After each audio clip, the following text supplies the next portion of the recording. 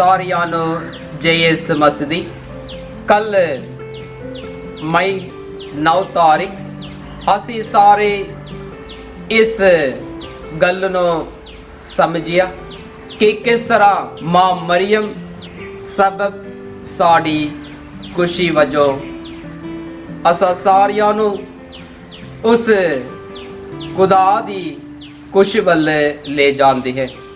ਜੀ ਹਾਂ ਵੀਰੇ ਭੈਣੋ, ਅੱਜ ਮੈਂ ਤੁਹਾਡੇ ਨਾਲ ਮਿਲ ਕੇ ਇਸ ਗੱਲ ਉਤੇ ਤੁਹਾਡੇ ਸਾਹਮਣੇ ਸਮਝਾਉਂਗਾ ਕਿ ਕਿਸ ਤਰ੍ਹਾਂ ਉਹ ਮਾਂ ਮਰੀਅਮ ਰੂਹਾਨੀ ਭੰਡਾਰ ਵਜੋਂ ਅਤੇ ਮਾਨਯੋਗ ਭੰਡਾਰ ਵਜੋਂ ਭਗਤੀ ਦੇ ਉੱਤਮ ਭੰਡਾਰ ਵਜੋਂ ਸਾਡੇ ਸਾਹਮਣੇ ਹਾਜ਼ਰ ਨੇ। ਮਸੀਹ ਵਿੱਚ ਪਿਆਰਿਓ, ਜਦ ਅਸੀਂ ਰੂਹਾਨੀ ਆਖਦੇ ਹਾਂ ਉਹ ਕੀ ਚੀਜ਼ ਹੈ, ਉਹ ਕਿਸ ਦੇ ਬਾਰੇ ਆਖਦੇ ਹਨ। ਇਸ ਵਿੱਚੋਂ ਪਤਾ ਚੱਲਦਾ ਹੈ ਜੇਕਰ ਰੂਹਾਨੀ ਹੈ ਫਿਰ ਜਿਸਮਾਨੀ ਵੀ ਹੈ। ਜਿਸਮਾਨੀ ਕੀ ਹੈ, ਰੂਹਾਨੀ ਕੀ ਹੈ। ਜਿਸਮਾਨੀ ਜੋ ਚੀਜ਼ਾਂ ਸਾਡੀ ਇਸ ਦੁਨੀਆ ਵਿੱਚ ਜੋ ਚੀਜ਼ਾਂ ਨੂੰ ਅਸੀਂ ਪਾਉਂਦੇ ਹਾਂ, ਅਪਣਾਉਂਦੇ ਹਾਂ, ਉਹ ਜਿਸਮਾਨੀ। ਜੋ ਰੂਹਾਨੀ ਹੈ, ਖੁਦਾ ਵੱਲੋਂ ਜੋ ਬਰਕਤ ਜਾਂ ਚੀਜ਼ਾਂ ਜੋ ਵਰਦਾਨ ਸਾਨੂੰ ਮਿਲਦੀਆਂ ਹਨ, ਉਹ ਰੂਹਾਨੀ। ਜੀ ਹਾਂ ਪਿਆਰਿਓ, ਮਨੁੱਖ ਜ਼ਿੰਦਗੀ ਜਿਸਮਾਨੀ ਦੀ ਵੀ ਲੋੜ ਹੈ, ਰੂਹਾਨੀ ਦੀ ਵੀ ਲੋੜ ਹੈ।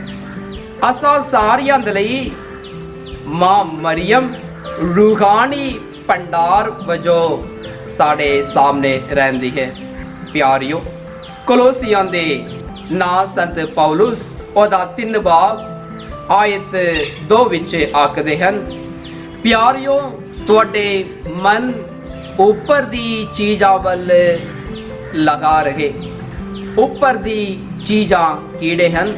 ਉੱਪਰ ਦੀ ਚੀਜ਼ਾਂ ਉਹ ਹਨ ਜਿਹੜੇ ਆਨੰਦ ਜੀਵਨ ਦੀ ਖੁਸ਼ੀ ਜੋ ਪ੍ਰਭੂ ਸਾਨੂੰ ਦਿੰਦਾ ਹੈ।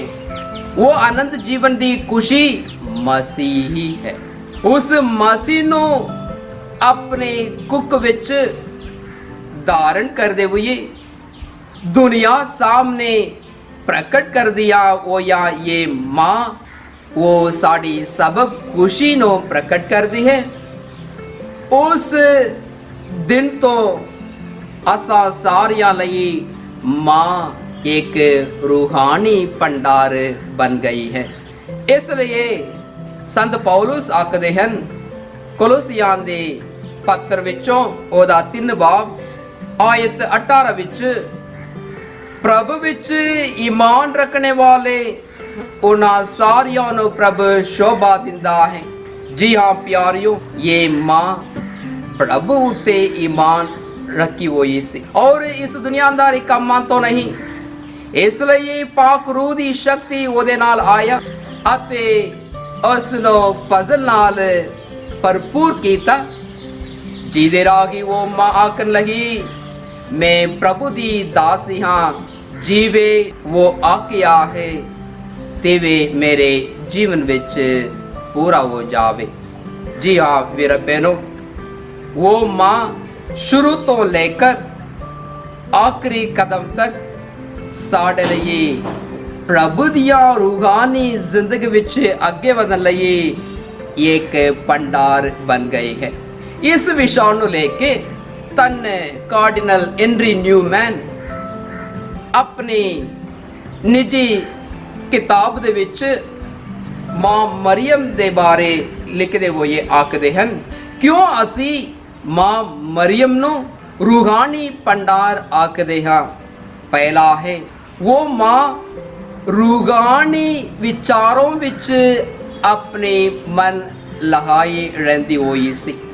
ਇਸ ਲਈ ਜਿਹੜੇ ਲੋਕ ਰੂਹਾਨੀ ਮਨ ਵਿੱਚ ਦਿਲ ਵਿੱਚ ਆਪਣੇ ਵਿਚਾਰਾਂ ਕਰਦਿਆਂ ਹੋ ਰਹੇ ਨੇ, ਖਾਸ ਤੌਰ ਤੇ ਮਾਂ ਮਰੀਅਮ, ਉਹ ਆਪਣੇ ਈਮਾਨ ਭਰੀ ਜ਼ਿੰਦਗੀ ਨੂੰ ਅਤੇ ਆਪਣੇ ਜਿਹੜੇ ਚੀਜ਼ਾਂ ਨੂੰ ਵੇਖਦੇ ਹਨ, ਉਹ ईमान भरी रूहानी जिंदगी भरी होई जीवन नाल उस नूं वेखण दा अनुभव है। इसलिए ਅਸੀਂ ਉਸ ਚੀਜ਼ਾਂ ਨੂੰ ਵੇਖ ਕੇ ਜੋ ਈਮਾਨ ਭਰੀ ਯਾਤਰਾ ਦੇ ਵਿੱਚ ਮਜ਼ਬੂਤ ਹੈ, ਅਸੀਂ ਉਹੀ ਚੀਜ਼ਾਂ ਨੂੰ ਲੈ ਕੇ ਜੀਵਨ ਗੁਜ਼ਾਰੀਏ ਜੋ ਅਸਾਂ ਸਾਰਿਆਂ ਨੂੰ ਰੂਹਾਨੀ ਜ਼ਿੰਦਗੀ ਵੱਲ ਲੈ ਚੱਲਦਾ ਹੈ। ਇਸ ਲਈ ਅਸੀਂ ਹਮੇਸ਼ਾ याद रखनी है, ये माँ मरियम जद रूहानी भंडार साढ़े विचों हाज़र ने, वो हमेशा उस चीज़ नो अनुभव किया अते अगे वधिया अपनी ईमान भरी यात्रा दे राही वो माँ असा सारियां लई रूहानी भंडार बन गई है।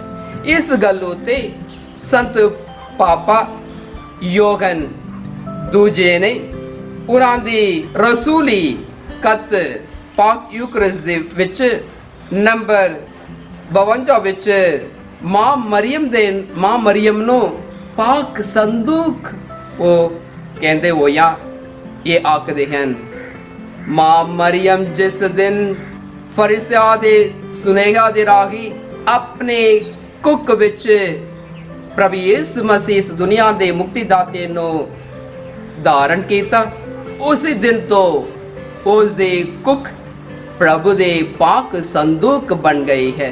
वो पाक संदूक होने दे कारण प्रभु दियां सारे फजलां नूं प्रभु मां मरियम इस दुनिया नूं प्रकट करदी है। तीन मुख्य गल्लां नूं वो प्रकट करदी है।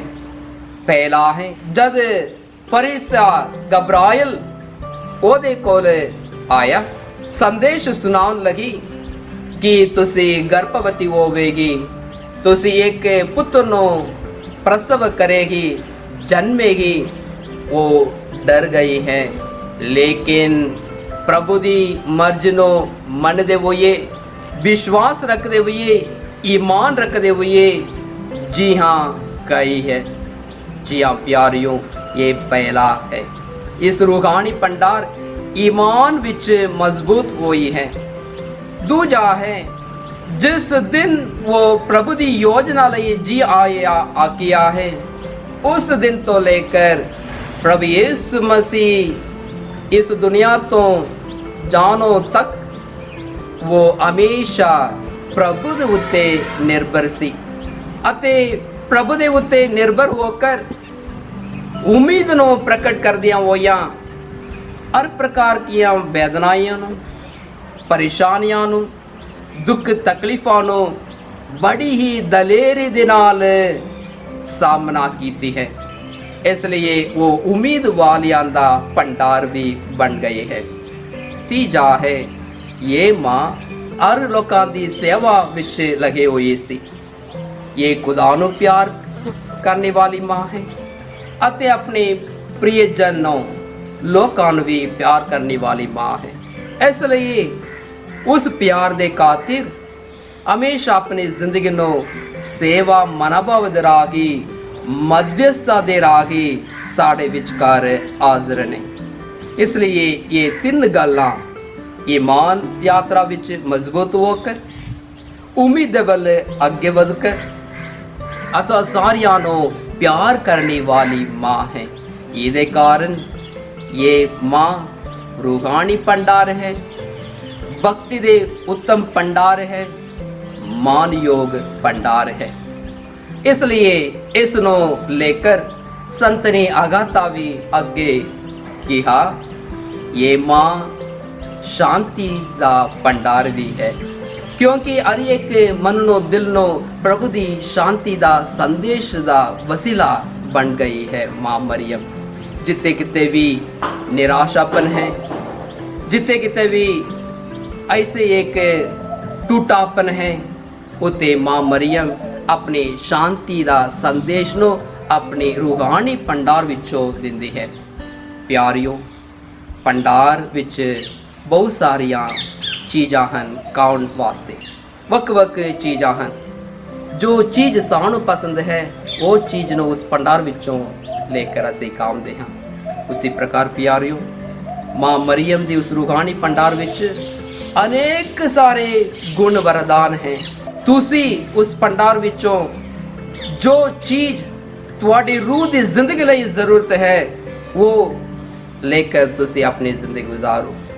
ਮੰਨ ਲਓ ਤੁਸੀਂ ਸੰਦੇਹ ਮਨੋਭਾਵ ਵਿੱਚ ਤੁਹਾਡੀ ਰੂਹਾਨੀ ਜ਼ਿੰਦਗੀ ਹੈ, ਪ੍ਰਭੂ ਤੇ ਤੁਹਾਡੀ ਈਮਾਨ ਡਾਵਾਡੋਲ ਹੈ, ਉਸ ਰੂਹਾਨੀ ਭੰਡਾਰ ਤੋਂ ਤੁਸੀਂ ਅੱਜ ਪ੍ਰਾਰਥਨਾ ਕਰੋ, ਪ੍ਰਭੂ ਜੀ ਮੈਂ ਤੇਰੇ ਉੱਤੇ ਈਮਾਨ ਨਾ ਰੱਖਦੇ ਹੋਏ ਮੇਰੇ ਜੀਵਨ ਦੀਆਂ ਜੋ ਹਲਚਲ ਮਨ ਭਟਕਤੇ ਰਹਿੰਦੀ ਹੈ, ਤੁਹਾਡੀ ਆਸ਼ੀਸ਼ ਸਾਡੇ ਉੱਤੇ ਹੋ, ਤੁਹਾਡੀ ਖਾਸ ਫਜ਼ਲ ਤੁਹਾਡੇ ਪਿਆਰੇ ਬੇਟੇ ਯਿਸੂ ਮਸੀਹ ਦੇ ਰਾਹ ਸਾਡੇ ਉੱਤੇ ਹੋਵੇ, ਤਾਂ ਜੋ ਮੈਂ ਤੇਰੇ ਪਿਆਰੇ ਬੇਟੇ ਯਿਸੂ ਮਸੀਹ ਦੇ ਉੱਤੇ ਈਮਾਨ ਰੱਖਣੇ ਵਾਲੇ ਬਣੋ। ਤੁਹਾਡੀ ਰੂਹਾਨੀ ਭੰਡਾਰ ਵਿੱਚੋਂ ਮੇਰੇ ਲਈ ਆਪਣੀ ਆਸ਼ੀਸ਼ ਪ੍ਰਦਾਨ ਕਰੋ।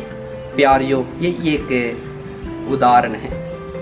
ਉਸੇ ਪ੍ਰਕਾਰ ਤੁਸੀਂ ਆਪਣੀ ਜ਼ਿੰਦਗੀ ਵੱਲ ਨਿਗਾਹ ਮਾਰ ਕੇ ਵੇਖੀ, ਜੋ ਕਮੀਆਂ ਹੈ ਉਹ ਕਮੀਆਂ ਨੂੰ ਪੂਰੀ ਕਰਨ ਲਈ ਮਾਂ ਮਰੀਮ ਇੱਕ ਮਦਦਗਾਰ ਹੈ। ਇਸ ਲਈ ਇਹ ਸੰਤ ਲੂਇਸ ਡੀ ਮੌਂਟਫੋਰਟ ਆਖਦੇ ਹਨ, ਜਦ ਵੀ ਅਸੀਂ ਮਾਂ ਮਰੀਮ ਆਪਣੇ ਮੂੰਹ ਵਿੱਚੋਂ ਪੁਕਾਰਦੇ ਹਾਂ, ਉਹ ਮਾਂ ਪੁਕਾਰਦੀ ਹੈ ਯਿਸੂ ਯਿਸੂ ਯਿਸੂ। ਔਰ ਇੱਕ ਵਾਰ ਮੈਂ ਤੁਹਾਨੂੰ ਦੱਸਦਾ ਹਾਂ, ਜਦ ਵੀ ਅਸੀਂ ਆਪਣੇ ਮੂੰਹ ਤੋਂ ਮਾਂ ਮਰੀਮ ਦਾ ਨਾਮ ਲੈਂਦੇ ਹਾਂ, ਮਾਂ ਮਰੀਮ ਆਪਣੀ ਜ਼ੁਬਾਨ ਦੇ ਰਾਹੀਂ ਯਿਸੂ ਯਿਸੂ ਯਿਸੂ ਪੁਕਾਰਦੀ ਹੈ। ਜੀ ਹਾਂ ਪਿਆਰਿਓ, ਜਦ ਵੀ ਅਸੀਂ ਮਾਂ ਦਾ ਨਾਮ ਲੈਂਦੇ ਹਾਂ, ਮਾਂ ਆਪਣੇ ਪਿਆਰੇ ਬੇਟੇ ਯਿਸੂ ਮਸੀਹ ਦਾ ਨਾਮ ਲੈਂਦੀ ਹੈ। ਜਿਹਦੇ ਰਾਹੀਂ ਜਿਹੜੇ ਭੰਡਾਰ ਵਿੱਚ ਤੁਸੀਂ ਕੋਈ ਚੀਜ਼ ਨੂੰ ਅਪਣਾਉਣ ਲਈ ਤੁਸੀਂ ਆਸ਼ਾ ਕਰਦੇ ਹੋ, ਉਮੀਦ ਕਰਦੇ ਹੋ, ਮਾਂ ਮਰੀਮ ਉਸ ਇਕਲੌਤੇ ਬੇਟੇ ਪ੍ਰਭੂ ਯਿਸੂ ਮਸੀਹ ਦਾ ਨਾਂ ਨੂੰ ਪੁਕਾਰਦੇ ਹੋਏ ਆਖਦੀ ਹੈ, ਮੇਰੇ ਪਿਆਰੇ ਬੇਟੇ ਯਿਸੂ ਮਸੀਹ, ਉਸ ਉੱਤੇ ਵੇਖ, ਉਹਦੀ ਅਰਜ਼ਾਂ ਮਿੰਨਤਾਂ ਨੂੰ ਕਬੂਲ ਕਰ। ਜੀ ਹਾਂ ਪਿਆਰਿਓ, ਕਿੰਨੀ ਵੱਡੀ ਤਸੱਲੀ ਹੈ ਮਾਂ ਸਾਡੇ ਲਈ। ਆਪਣੀ ਰੂਹਾਨੀ ਭੰਡਾਰ ਵਿੱਚੋਂ ਅਸਾਂ ਸਾਰਿਆਂ ਨੂੰ ਸੰਭਾਲਦੀ ਹੈ। ਇੱਕ ਸਿਫਾਰਿਸ਼ ਦੇ ਰਾਹੀਂ, ਮਦਦ ਦੇ ਰਾਹੀਂ ਸਾਡੀ ਜ਼ਿੰਦਗੀ ਨੂੰ ਔਰ ਅੱਗੇ ਵਧਣ ਲਈ ਇੱਕ ਫਜ਼ਲ ਹੈ। ਆਵੋ ਉਸ ਮਾਂ ਦੇ ਅੱਗੇ ਦੁਆ ਕਰੀ ਕੋ ਮਾਂ ਮਰੀਮ ਅਸਾਂ ਸਾਰਿਆਂ ਨੂੰ ਰੂਹਾਨੀ ਜ਼ਿੰਦਗੀ ਵੱਲ ਅੱਗੇ ਵਧਣ ਲਈ ਉਹ ਅਸਾਂ ਸਾਰਿਆਂ ਨੂੰ ਉਸ ਭੰਡਾਰ ਵਿੱਚ ਇੱਕਮੁੱਖ ਹੋ ਕਰ ਅਸੀਂ ਰਹਿਣ ਲਈ ਮਾਂ ਮਦਦ ਕਰੇ। ਆਵੋ ਪਿਆਰਿਓ, ਜ਼ਰੂਰ ਤੁਸੀਂ ਅੱਜ ਉਸ ਮਾਂ ਦੇ ਅੱਗੇ ਦੁਆ ਕਰੋਗੇ ਅਤੇ ਉਸ ਮਾਂ ਦੇ ਅੱਗੇ ਇਹ ਵਿਨੈ ਕਰੋਗੇ, ਅਰਜ਼ ਕਰੋਗੇ, ਤੁਹਾਡੀ ਕਮਜ਼ੋਰੀਆਂ ਨੂੰ ਲੈ ਕੇ ਅਤੇ ਉਸ ਰੂਹਾਨੀ ਭੰਡਾਰ ਦੇ ਸਾਹਮਣੇ ਜਾ ਕੇ ਤੁਸੀਂ ਪ੍ਰਾਰਥਨਾ ਕਰੋਗੇ, ਇਹ ਮੇਰੀ ਮਾਂ, ਮੇਰੀ ਈਮਾਨ ਭਰੀ ਯਾਤਰਾ ਵਿੱਚ ਇਹ ਕਮਜ਼ੋਰੀਆਂ ਹੈ, ਮੇਰੀ ਈਮਾਨ ਭਰੀ ਯਾਤਰਾ ਵਿੱਚ ਮੇਰੇ ਪਰਿਵਾਰ ਵਿੱਚ, ਮੇਰੇ ਆਲੇ ਦੁਆਲੇ ਲੋਕਾਂ ਦੇ ਵਿੱਚ ਇਹ ਕਮੀਆਂ ਹੈ।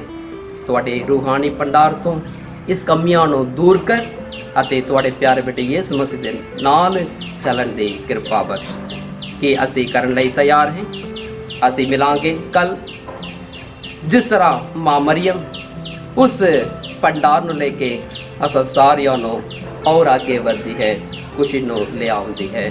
ਬਾਪ ਅਤੇ ਬੇਟੇ ਅਤੇ ਰੂਹ ਦੇ ਨਾਮ ਉੱਤੇ ਆਮੀਨ। ਸਾਰਿਆਂ ਨੂੰ ਜੈ ਯਿਸੂ ਮਸੀਹ।